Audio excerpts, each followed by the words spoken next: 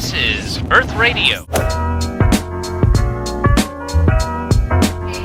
Way out there, it's Unique and I'm back with another video. So today I have a special guest here with me on my channel, MissMossTheBoss. Yes ma'am. Go ahead and shout out your channel as well as all of your social media. MissMossTheBossTV here on YouTube. MissMossTheBoss herself.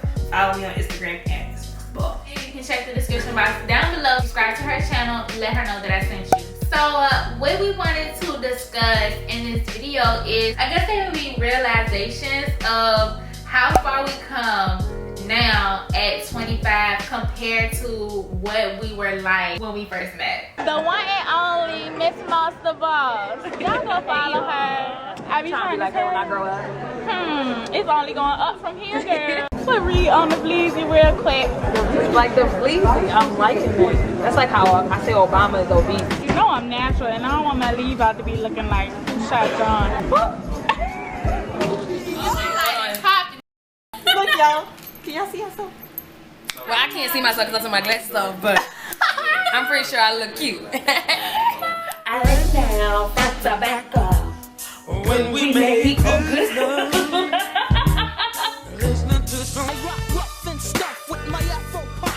Y'all won't believe it. Honey child, but we almost died. Prayers up. Pray. Ooh, dang, like you come a long way. I take compliment. You was subscribed back in the day, do you know what I'm trying to say?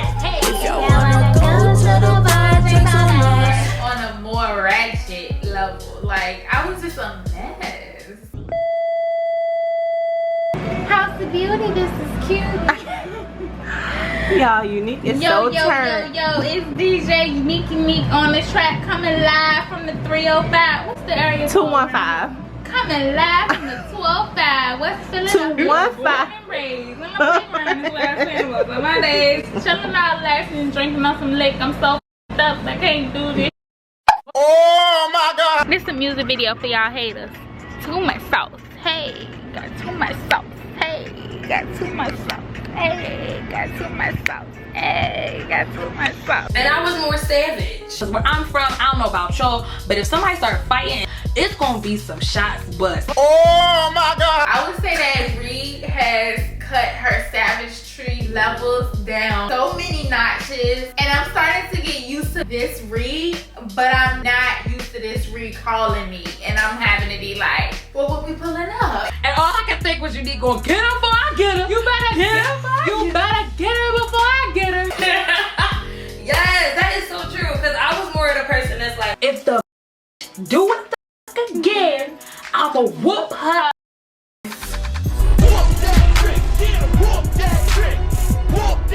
why are we fighting? Like, I just need to know. We don't need to go back and forth. We don't need to do nothing. Right. Are we throwing hands? Oh, well, I don't, it was like that it then. I'm not a violent person. I really don't fight. I don't be wanting to do that. But at the same time, I understand where my spirit be saying, if you can get knocked the out. Right. Exactly. The Lord himself, Jesus. Stop. Don't whoop her. Not today. So, yeah. From then to now, like your quality of what you find as standard in a partner. Ooh, we just went for We getting into it. At the time I met Unique, I don't even think having a partner per se was thought about in that much depth. What was your mindset then though? It was strictly like, okay, I want to have fun. Of course, I'm attracted to people and I'm gonna talk to people, whatever situation is. But So do you care or you don't? At this point, it's to me, I think it was too deep. Like I think I always thought it was too deep. No. We cool, like, I don't need no ties. Not right now. I don't need that in my life. But at the end of the day, my priorities were solely just my wants and needs. Literally from getting my money so I can have my place, just fun. Graduating was number one because I wasn't always out there like to just live.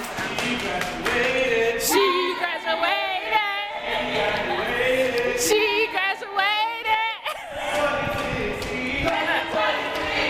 Everything was kind of around, okay, what is the standard for Reed to be happy or satisfied?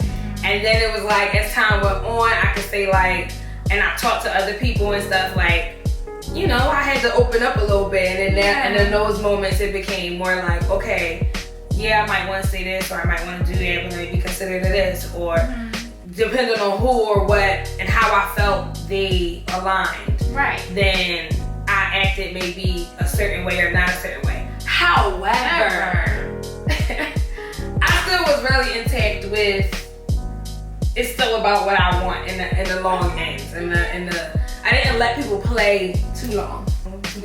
From that time to today, what has the shift in your compassion levels been like with others? See, I feel like technically I have more compassion for myself now. Like, I feel like it wasn't hard for me to end up having compassion for other people or worrying about how I might be affecting them and what I say or do. Right. As time went on, it just got easier and easier to put aside mine. So I think that now at 25, and just looking back at everything, that's one part of old Reed or my old self that I had to get back used to. Having more compassion for myself about how people treat me, thinking that I deserve the ways that I think that I deserve to be treated. That's major, and just growing up, maturing. When you're elevating yourself, you have to start with you first. And no matter how it may seem like it's your best friend or your parents or your family or your boo thing, it's all gonna boil down to what it is that you set your mind to have in your own reality. And I think like when you go through age and have more experiences with yourself as well as others and how you respond or how you react to them, you get to learn more about that part of yourself. I agree. So what would you say in your span of us knowing each other, what was the events or the things that triggered you to be like, that's something I need to do, I need to start going with it more? Yeah, I would say for me, it would definitely be my breakups, because I am the romantics of the romantics, and I want to be in a relationship. That's my desire in life, is to be with somebody and like share my world with somebody.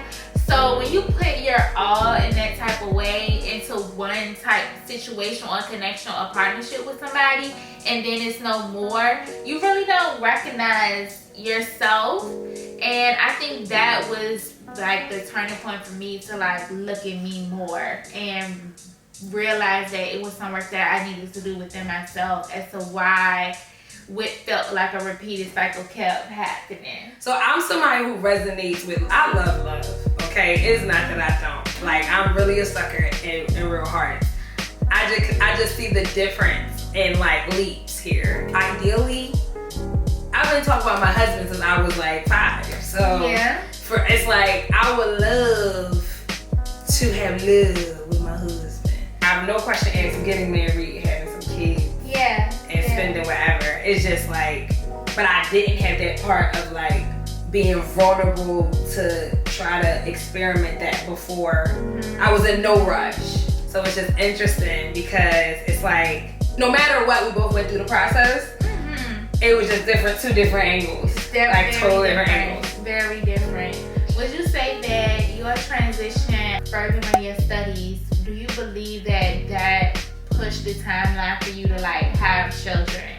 No, not necessarily. If anything, I think that to an extent, I think about it now. It made me not have children.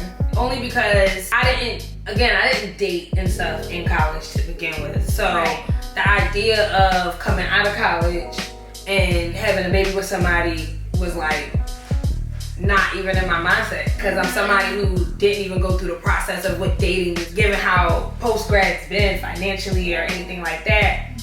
More time of being like, I don't think I can take care of a child, and I know what type of mom I'm going to be. I'm going to probably devote a lot of my time to them. Now granted, I'm going to hope and pray that I continue to have balance in myself and with everything else, but I know that I would want to be able to, be that clutch if I need to be, and I wouldn't be able to do that right now. So if anything, it makes me feel more like nervous, because it can seem at times like, dang, I might not have my first kid until like 30 something. I'm having me at 32. So I'm having me at 32 as well.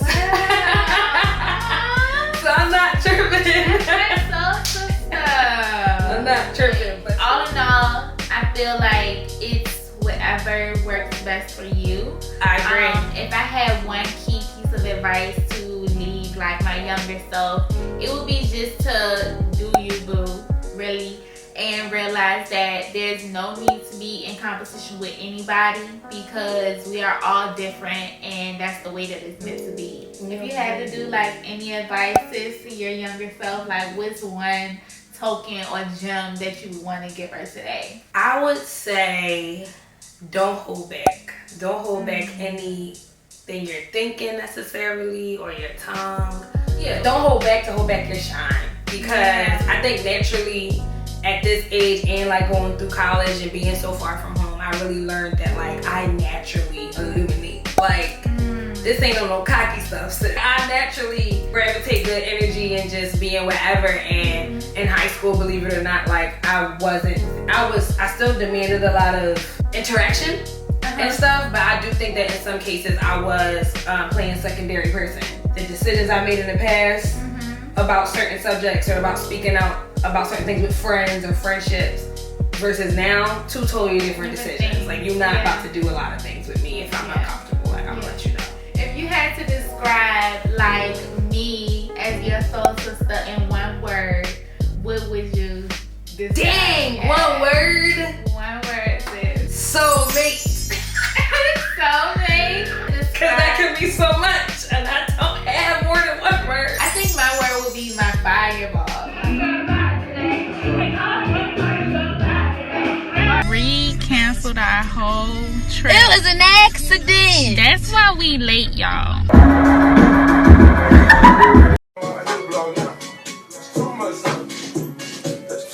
I'm completely positive. Not everything done. And it's all wearing sweats, and gotta put a lip gloss on it.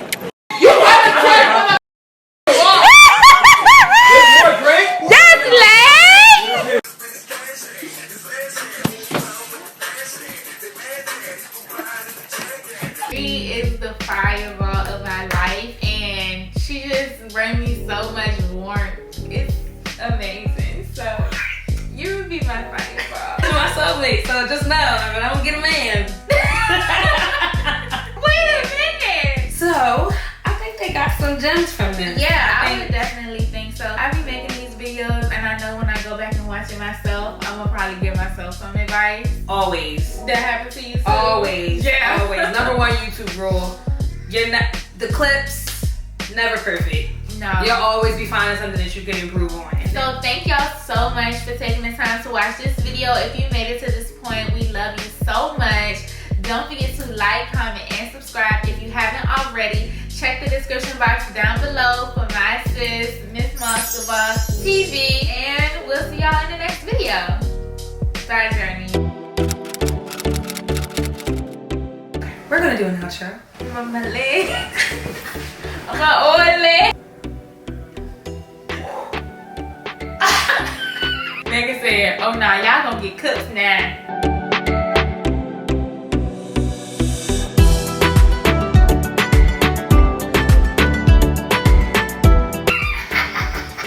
Period.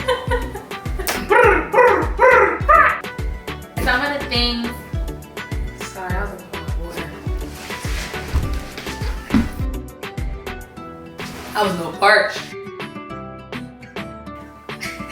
First of all, ooh, this is not gonna turn into a roast session. Ooh. Okay. Okay. I can see that. I can. Nothing. I can see that. Before I was.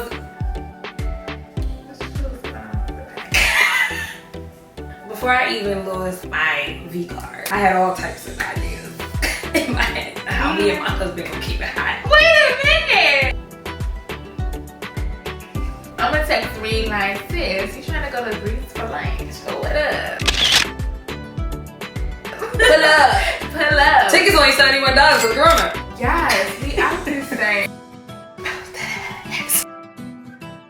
that is okay because that's how life happens and works, baby. Yes. This concludes our broadcast day.